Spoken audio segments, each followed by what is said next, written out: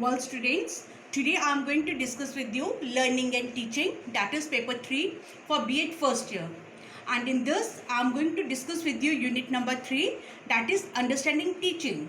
So, in my previous video, I had discussed about teaching and its meaning and few characteristics. And this multiple level, memory level, understanding, reflective, we had already discussed that. Today I am going to discuss with you motivation to learn. Motivation to learn why they had this is very important for the teachers, क्योंकि आप अपने आप देखिए बेटा, जब एक teacher किसी बच्चे को मोटिवेट करते हैं तो वो बच्चा डायरेक्ट इनडायरेक्टली उस सब्जेक्ट से बहुत अटैच्ड हो जाता है.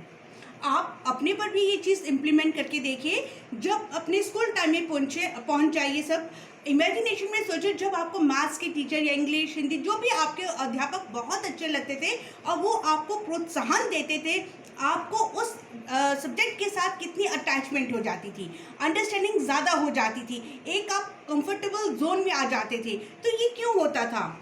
ऐसा नहीं है कि वो टीचर अट्रैक्टिव थी, ऐसा नहीं है कि वो बहुत मैच्योर थे, बहुत स्ट्रिक्ट थे, नथिंग. क्यों? क्योंकि मैम आपको उस वक्त बहुत ज़्यादा मोटिवेशन देते थे टू लर्न, कि किसी भी एंगल से बच्चा उस कॉन्सेप्ट को समझे, उस चीज़ को अंडरस्टैंड करे, और वो उन्हें मोटिवेशन देते थे जिससे बच्चा अच्छी तरह से लर्न कर सके. ये टीचिंग का एक बहुत इंपॉर्टेंट पार्ट होता है. हर अध्यापक को बच्चों को मोटिवेट करना है. और मोटिवेशन भी बेटा, it's two types are there. First is negative motivation, another is positive motivation. यहाँ पर टीचर के ऊपर डिपेंड करता है कि वो किस तरह से बच्चे को मोटिवेट करता है. अगर कोई अध्यापक नेगेटिव मोटिवेट कर रहा है, आप देखिए वो स्टूडेंट बहुत ज़्यादा उस चीज़ से पीछे हट जाता है. क्यों? क्योंकि उसे वो नेगेटिव वेव्स जब आती हैं तो उस काम को करने का बच्चे का दिल नहीं करता. वही चीज़ अगर टीचर पॉजिटिव वे में करता है तो आप देखिए बच्चा डायरेक्ट इनडायरेक्टली किसी भी एंगल से उस चीज़ को अंडरस्टैंड करता है, उसका अंडरस्टैंडिंग लेवल हाई हो जाता है और हमें रिफ्लेक्टिव लेवल उसका नज़र आता है उस बच्चे का. क्यों? क्योंकि टीचर ने उसे पॉजिटिव मोटिवेशन दिया था. Now we will discuss guidance. Guidance होता है निर्देशन. ये बहुत ज़रूरी है, निर्देशन देना, गाइडेंस देना. when the students in the especially for the adolescence period 9, 10th, 11th, 12th, वहाँ पर निर्देशन देना समय समय पर बहुत ज़रूरी है. क्या आप समझते हैं कि गाइडेंस ज़रूरी है? Yes it is. क्यों? क्योंकि बेटा जब तक हमें कोई निर्देशन नहीं देगा, गाइडेंस नहीं होगी, हम फर्दर सक्सेस की तरफ नहीं जा सकते. तो हमें स्टेप बाय स्टेप हमेशा गाइडेंस की ज़रूरत है. और स्कूल लेवल में कौन सी गाइडेंस आपको ज़रूरी होगी? आपको सबसे ज़रूरी है यहाँ पर guidance for the educational guidance. Rather in few schools there are periods for personal guidance भी टीचर्स आपको देते हैं, वोकेशनल गाइडेंस भी देते हैं. लेकिन स्कूल लेवल में हमें जो गाइडेंस देनी है, हमने एजुकेशन से रिगार्डिंग हम बहुत ज़्यादा देते हैं. अब एजुकेशन गाइडेंस में कौन से गाइडेंस? एनीथिंग. अगर बच्चे को कॉन्सेप्ट नहीं क्लियर हो रहा है, आप तब भी उसे गाइडलाइंस देंगे. अगर बच्चे की suppose hand writing is very poor, तब भी आप उसे गाइडलाइंस देंगे कि बेटा you have to write down like this. आप पढ़ाने के लिए उसे बहुत सी गाइडेंस चाहिए कि अच्छा आपका ये स्टडी मटेरियल अगर आपको पर्टिकुलर बुक में नहीं है, आप उस लाइब्रेरी में जाइए, पर्टिकुलर बुक देखिए, वहाँ से स्टडी मटेरियल लीजिए. रादर गाइडेंस यहाँ पर हम बच्चे को, अगर साइंस का कोई टीचर है तो लैब में ले जाकर भी प्रॉपर गाइडेंस दे सकता है रिगार्डिंग द एजुकेशन गाइडेंस. उसके साथ साथ हम उन्हें वोकेशनल गाइडेंस दे सकते हैं, पर्सनल गाइडेंस दे सकते हैं. क्योंकि बच्चा जब मेच्योर होता है, एडोलसेंस पीरियड में है, उसमें इतने बॉडी चेंजेस आते हैं कि उसको पर्सनल गाइडेंस की बहुत ज़रूरत है. ये कहाँ से मिल सकती है? ओनली वी टीचर्स, हम अध्यापक लोग ही उन्हें वो गाइडेंस दे सकते हैं. या घर में उनके अभिभावक, माता पिता ऐसे हों कि बच्चों को टाइम टू टाइम गाइडलाइंस दे सके. ये डिपेंड करता है उस एनवायरनमेंट पर.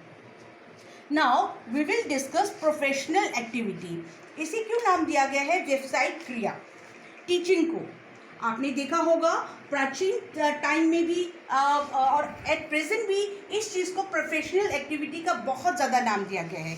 इस एक्टिविटी में कौन कौन लोग होते हैं? इसमें भी वो ट्रायंगल प्रोसेस होता है.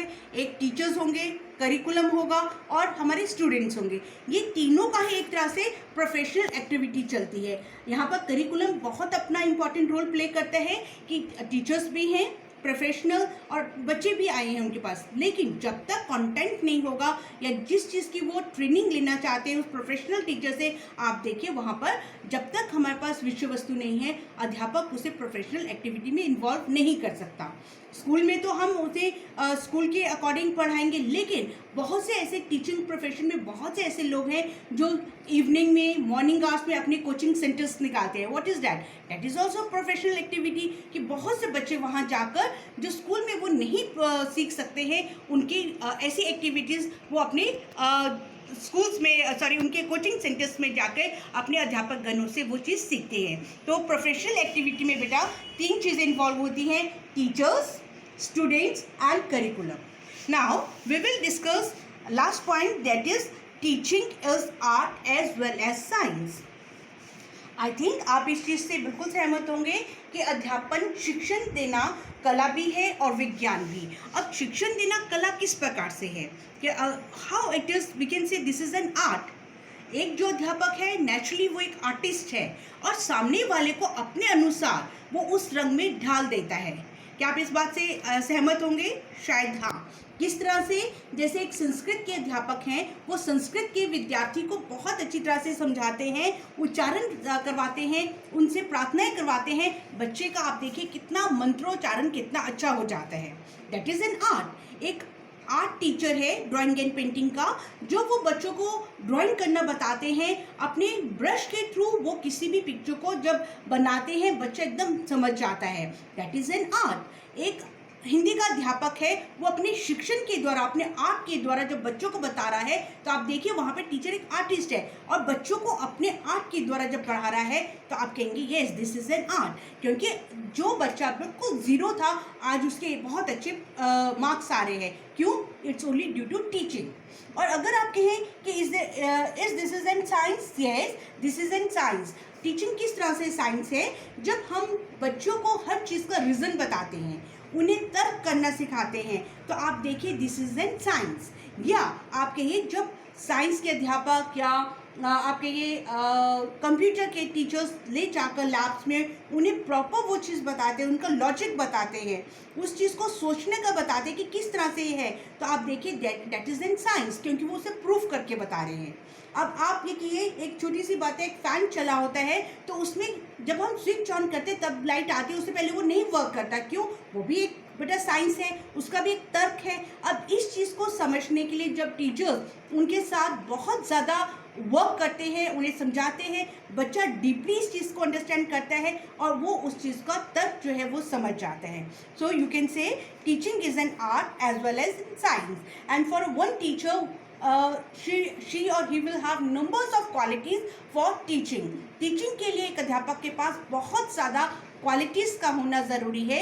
उनकी पर्सनल, जो उनका अपना पर्सनालिटी है, उसमें टीचिंग में काउंट की जाती है कि अध्यापक या सर किस तरह से आते हैं। क्या आप जानते हैं कि टीचर्स का भी एक कोड होता है बेटा, ड्रेसिंग सेंस होती है, यानी कि they should wear, ladies should wear saris and gents should wear pant and shirt, not this jeans and other, and they have to ऊपर तक उन्हें अपने शर्ट के बटन बंद करने हैं, प्रॉपर अपना ड्रेसअप होना है। लेकिन हम लोग इस चीज़ को आजकल जो प्रेजेंट सिनेरियो है उसमें थोड़ा सा टीचर्स की पर्सनालिटी भी चेंज हो चुकी है, तो वो टीचिंग में बहुत एक इम्पॉर्टेंट रोल प्ले करता है। So I have completed my thus teaching meaning and its characteristics. So in next video we will discuss multiple levels. Thank you very much.